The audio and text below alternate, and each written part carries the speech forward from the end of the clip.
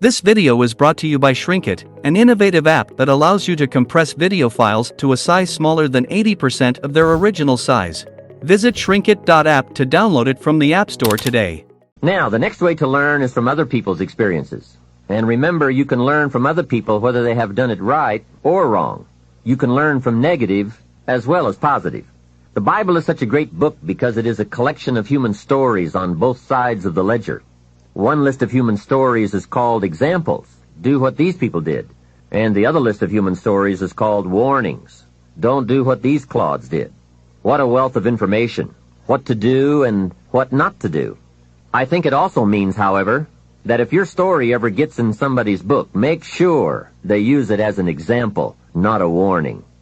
There are 3 ways to learn from other people. The first is to listen to the cassettes and read the books by and about people who've accomplished great things. All the successful people I know and work with around the world are good readers. They just read. They are so curious that they are driven to read because they just have to know. It is one of the things they all have in common. Here's a good phrase: all leaders are readers. And they use cassette programs too, especially while they're in the car or during other times when they can't read. Cassettes can help all of us easily pick up new ideas and new skills. Did you know there are cassettes and books on how to be stronger, more decisive, a better speaker, a more effective leader, have a better effect on other people, become more loving, develop personality, get rich, develop influence, become sophisticated, and people don't use them? How would you explain that? Did you know that hundreds of successful people have written their stories in books and told how they did it on cassettes like this, and people don't want to listen? How would you explain that? The guy's busy, I guess. He says, well, yeah, if you worked where I work, by the time you struggle home, it's late. You've got to have a bite to eat, watch a little TV, and get to bed. You can't stay up half the night and read. And this is the guy that's behind on his bills. He's a good worker, hard worker, sincere. But remember, you can be sincere and work hard all your life and wind up broke, confused, and embarrassed. You've got to be better than a good worker. You've got to be a good reader, a good listener. At least he could hear a good cassette on the way home, right? Now, you don't have to read or listen to educational cassettes half the night. Although if you're broke, it's a good place to start.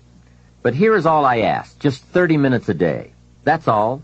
Stretch it to an hour if you can, but at least 30 minutes. Half rich isn't bad.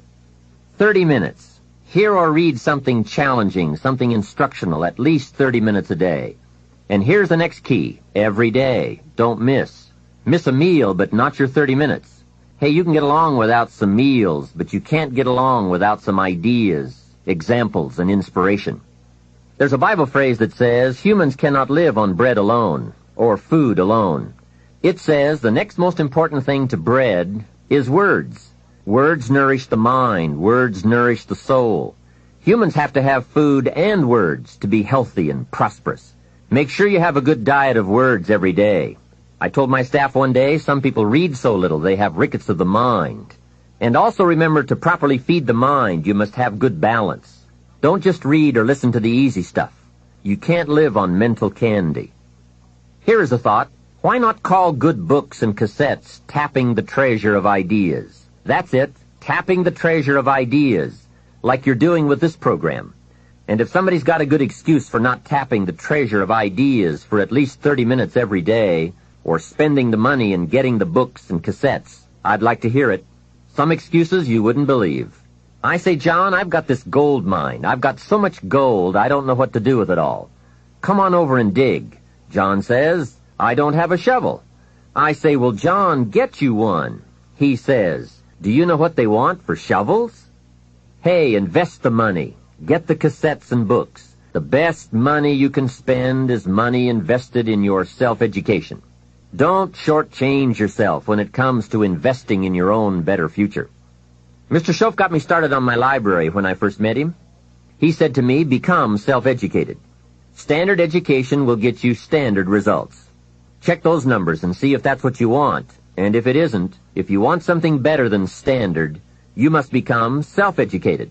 So I went to work on my library, and I now have one of the best.